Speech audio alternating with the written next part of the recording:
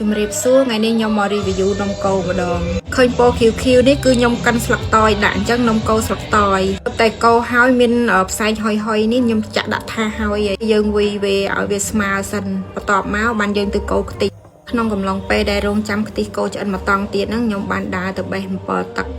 បេះផ្លែមូននៅមុខផ្ទះសិនហើយដើរមើលបន្លែនៅជុំវិញព្រោះអីកូរខ្ទិះហ្នឹងបងអូនអ្នកកូរដើរទៅបេះផ្កាបេះអីបន្តិចទៅ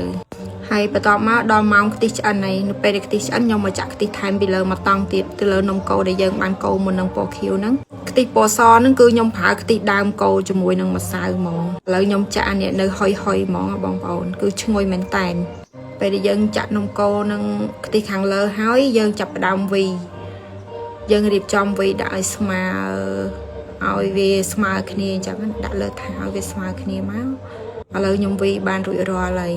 យើងប្រើខ្ទិះច្រើនអញ្ចឹងទៅវាមើលទៅឡើងអាឡូងហ្មងបន្ទាប់ពីខ្ញុំវីហើយគឺខ្ញុំត្រូវយកនំកូរនឹងទៅដាក់ត្រាំទឹកសិនដើម្បីឲ្យឆាប់ត្រជាក់និងឆ្អិនតន់សម្រាប់យើងលក់ពេលថ្ងៃសម្រាប់នំកូរខ្ញុំនៅព្រឹកហ្នឹងមានតែប៉ុណ្្នឹងទេអរគុណច្រើនបងប្អូន